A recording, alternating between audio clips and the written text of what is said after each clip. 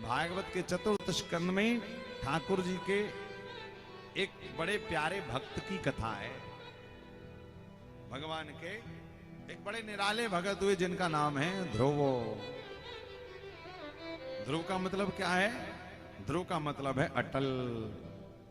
हम लोग भगवान की आजकल भक्ति तो करते हैं, विश्वास भी करते हैं, किंतु 50-50 भरोसा रहता है। कैसा 50-50? भक्ति कर रहे हैं, जप कर रहे हैं, व्रत कर रहे हैं, लेकिन मन में कहीं ना कहीं सोचते जा रहे हैं नहीं हुआ तो। गुरुजी मंत्र देकर गए, भैया इतनी मालाएं कर लोगे सिद्धि प्राप्त हो जाएगी, करते करते मन में आ गया नहीं हुई तो। ये क्या है? ये अविश्वास। और ध्रुव का मतलब है, ध्रुव का मतलब है अटल। ध्रुव का मतलब है भैया जो एक बार संकल्प, देखिए जीवन में याद रखिएगा, ये एक सूत्र है। यदि आप जीवन में कुछ प्राप्त करना चाहते हैं तो जीवन में ध्रुवता बहुत जरूरी है। बच्चे आज कंपटीशन एग्जाम देते हैं, किंतु बीच में ही कंपटीशन एग्जाम में पास नहीं हुए, एक आध बार कहते हैं अरे छोड़ो कुछ और देखो। ये क्या है? ये अपने लक्ष्य के प्रति अटलता नहीं, ध्रुवता नहीं है। ये कहीं ना कहीं क्या है कि थोड़े दिन किया फिर छोड़ दिया। भैया जीवन में लक्ष्य की प्राप्ति उसी को होती है जो अपने संकल्पों में विकल्प नहीं पैदा करता है। क्या? और जिन संकल्पों में विकल्प आ जाते हैं, क्या विकल्प आ जाते हैं? ये नहीं तो चलो ये होता है कि नहीं होता ऐसा? चलो ये नहीं किया तो चलो ये तो हो ही जाएगा। अच्छा ये बड़ी कॉमन आदत हो गई लोगों की। नहीं, संकल्प ये मतलब यही करेंगे बस, ये जब तक नहीं मिलेगा तब तक करते ही रहेंगे। स्वामी विवेकानंद जी ने अपने वक्तव्यों में कहा है कि यदि तुम 1000 बार भी असफल हो जाओ तो डरो मत, क्या पता 1001वीं बार तुम्हारी सफलता भाग्य में लिखी हो, इसी कारण करते रहो। आज ध्रुव कितने वर्ष के हैं? केवल 5 वर्ष के हैं। और कथा आती है कि एक दिन ध्रुव जी का जन्मदिन आया। पादौ यस्य सा उत्तान पादः उतौ ऊधौ पादो यस्या सह उत्तान पादः मनोस्तु शतरूपायाम कन्यांस जगदे आकुति देवोते प्रसूतिरिति विश्रुतः। मनु शतरूपा की 3 बिटिया थी, आकुति, देवहूति, प्रसूति, और 2 पुत्र थे, प्रियव्रत और उत्तानपाद।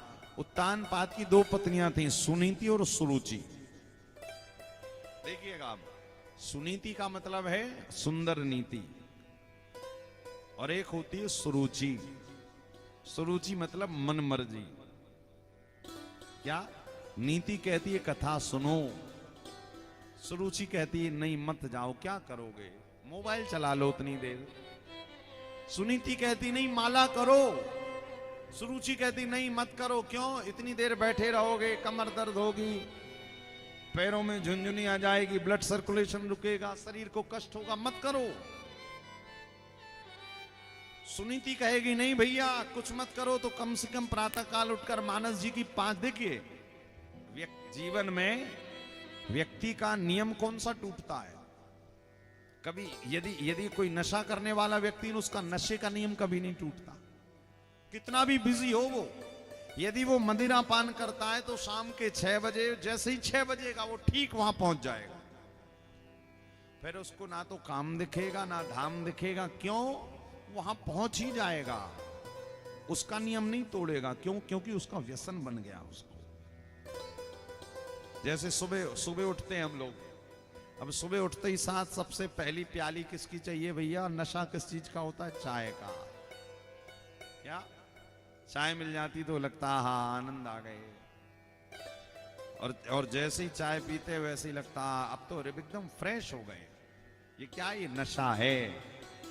कथा भी क्या है? कथा भी ठाकुर जी की नशा है। नशा, यदि ये कथा नशे के जैसे जीवन में आ जाए बस।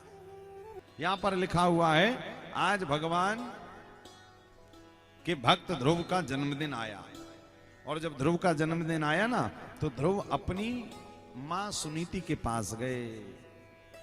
सुनीति के पास गए। सुनीति ने कहा ध्रुव आज तुम्हारा जन्मदिन है, जाओ अपने पिताजी से आशीर्वाद लेके आना। ध्रुव जी पिताजी के पास गए तो पिताजी बैठे थे ध्रुव जी की सौतेली मां सुरुचि के बगल में। ध्रुव जी कह रहे पिताजी आज मेरा जन्मदिन है। अब देखिए सुरुचि है ध्रुव की सौतेली मां। ध्रुव जी कह रहे पिताजी हमारा जन्मदिन है, तो पिताजी उठकर खड़े होकर ध्रुव जी को गोद में बिठाना चाह रहे, किंतु बगल में बैठी पत्नी कह रही खबरदार यदि ध्रुव को गोद में उठाया। क्यों? क्योंकि ये सौतेली मां है। तो ध्रुव पिताजी चाह रहे उठाएं, किंतु आज ध्रुव जी को गोद में नहीं उठाया। कहते हैं भरी सभा में ध्रुव जी का जरा अपमान हो गया। ध्रुव जी रोते हुए अपनी मां के पास आए और कहने लगे मां आज पिताजी ने ना मुझे गोद में नहीं उठाया, मेरा जन्मदिन था। सुनीति मैया ने कहा ध्रुव चिंता मत करो, वो संसारी पिता है, चिंता मत करो। यदि तुम बैठना चाहते हो तो 2 हाथ वाले पिता की गोद में नहीं, यदि तुम्हारे अंदर सामर्थ्य है तो तुम 1000 हाथ वाले बिहारी जी की गोद में बैठ सकते हो। ध्रुव जी ने कहा अच्छा बिहारी जी हमें मिलेंगे बिल्कुल। कहते हैं आज वो नन्हा सा बालक ध्रुव 5 वर्ष के हैं ध्रुव जी केवल। कई लोग कहते हैं ना भैया कथा सुनना बूढ़ों का विषय है, बिल्कुल गलत बात है।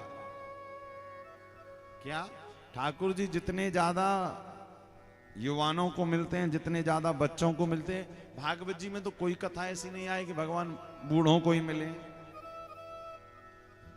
भगवान बचपन में जितना ज्यादा मिल सकते हैं ना, याद रखिए जो बात बचपन में होती, जो बात जवानी में होती, वो बुढ़ापे में थोड़ी होती। और बुढ़ापे में वही भजन कर सकता है जिसने 55 में किया। जिसने बचपन में किया वो 55 में करेगा, और जिसने बचपन में ही नहीं किया वो 55 में क्या करेगा। ध्रुव जी जब तपस्या करने निकले ना, तो ध्रुव जी के पिताजी उत्तानपाद ने खबर भिजवाई अपने द्वारपालों से और कहा जाओ ध्रुव जी से कहना तपस्या करने ना जाए, हम उनको 5 गांव दान में दे रहे हैं। ध्रुव जी कहे वाह, अभी हम तपस्या करने गए नहीं और पिताजी ने 5 गांव दान में दे दिए हमें। तो ध्रुव जी ने कहा वाह प्रभु वाह, आपके नाम का भी हमने संकल्प बस लिया है कि हमें जाना है, हमें ऐसा करना है। और पिताजी ने 5 गांव दे दिए। अगले दिन जब दूसरा दिन हुआ तो ध्रुव जी हाथ में जल लेकर संकल्प किए कि मैं ठाकुर जी का तप करने जाऊंगा। जब संकल्प लिए तो लिखा हुआ है कि वहां से पिताजी ने 2 द्वारपाल फिर भेजे कि जाओ ध्रुव से कहना 5 गांव नहीं, अब मैं ध्रुव को 50 गांव का राजा बनाऊं, लेकिन ध्रुव से कहो तपस्या करने ना जाए, भजन करने ना जाए। यहां पर पिताजी गांव बढ़ाते गए, वहां पर ध्रुव जी की ठाकुर जी के प्रति प्रेमा भक्ति बढ़ती गई। और तीसरे दिन जब ध्रुव ने जाने का संकल्प ले लिया तो उत्तानपाद ने खबर भिजवाई कि कह दो ध्रुव के लिए मैं सारा राजपाट छोड़ने को तैयार हूं, लेकिन ध्रुव भजन करने ना जाए। ध्रुव ने द्वारपालों से कहा कि जाओ पिताजी से कह देना कि जिस कन्हैया के नाम का संकल्प मैंने लिया और पिताजी ने पूरा राज्य मेरे लिए त्याग दिया, यदि वास्तव में मैं कन्हैया का भजन कर लूंगा और उनको पा जाऊंगा तो पता नहीं कन्हैया मुझे क्या दे देंगे। और ध्रुव जी चल पड़े। रास्ते में नारद जी मिले। नारद जी ने कहा कहां जा रहे हो ध्रुव? ऐसे हम और आप भी कथा सुनने आ रहे हैं, मान के चलो रास्ते में कोई मैया मिल जाए जो कथा में नहीं आ रही, आपसे पूछेगी कहां जा रही हो, तो आप कहोगे कथा में जा रहे हैं बाजार पार। अच्छा क्या करोगी? बोले जाएंगे 3 घंटे। अरे कथाएं तो होती रहती हमारे तमनार में, और ये आके सुना रहे, वही तो सुना रहे होंगे जो इसके पहले सुना कर गए। हाँ हाँ ये तो सही कह रही हो बहना, चलो ठीक है अब कथा में नहीं जा रहे तो क्या करें? अरे बोलिए यहीं बैठो। अब देखो घर से निकली कथा की कहकर और बैठ गई अपने पड़ोसी के यहाँ पर। अब महाराज चालू हो गया फिर दुनिया भर का कचड़ा। और तो कहती भी जाती, देख कथा में जाती है कुछ मिलता है, रुक मैं अभी तेरे लिए चाय और बना कर लेकर आती। चाय भी मिल गई दुनिया। अच्छा यहाँ वाली कथा तो 3 घंटा बाद विश्राम, लेकिन वो वाली कथा तो 6 घंटे तक चलती रहती, वो जल्दी विश्राम नहीं लेती। तो ध्रुव जी के सामने भी नारद जी आए। नारद जी कहे कहां जा रहे हैं? बोले भजन करने। अच्छा अभी बचपने में भजन करोगे, जाओ बड़े हो जाओ, रुपया कमा लो, रिटायर हो जाओ, फिर आना, अभी कहां चक्कर में पड़े। बोले नहीं हम अभी जाएंगे, ठाकुर जी नहीं मिलेंगे तो हमने प्राण त्याग देंगे। जब नारद जी ने देखा ध्रुव का विश्वास अटल है तो ध्रुव जी को नारद जी ने 12 अक्षर मंत्र दे दिया। ओम नमो भगवते वासुदेवाय, ध्रुव जी ये द्वादश अक्षर मंत्र जपते हुए गए और भगवान को केवल 5 महीने में ही प्राप्त कर गए। जब ठाकुर जी मिले ना तो ध्रुव जी बड़े प्रसन्न हैं। अब देखिए 5 वर्ष का बालक भगवान के सामने क्या बोल पाएगा, लेकिन ठाकुर जी की जब कृपा होती है तो भैया गूंगा भी वाचाल बन जाता है। कि मूकं करोति वाचालम पंगुं लंघयते गिरिं यत्कृपातमहं वन्दे परमानंद माधवम। ध्रुव जी क्या बोले, ठाकुर जी सामने है शंख चक्र गदा पद में, और जैसे ही ध्रुव जी को कपोल पर भगवान ने शंख का स्पर्श करवाया, ध्रुव जी बोल पड़े। क्या बोल रहे हैं? योऽन्तः प्रविश्य मम वाचमिमां प्रसुप्ता संजीवयत्यखिल शक्तिधरा स्वधाम्ना अन्यांश हस्तचरण श्रवणत्वगादीना प्राणान्नमो भगवते पुरुषाय तुभ्यम। ध्रुव जी ने स्तुति गाई है। ठाकुर जी कह रहे ध्रुव जी कुछ मांग लीजिए आप। कही प्रभु क्या मांगे अब आपसे? देखिए जब ये लीला चल रही थी ना तो ध्रुव जी को 2 हाथ वाले पिता ने ठोकर लगा दी थी, और यहां पर 1000 हाथ प्रकट करके भगवान नारायण ने ध्रुव को गोद में बिठाया।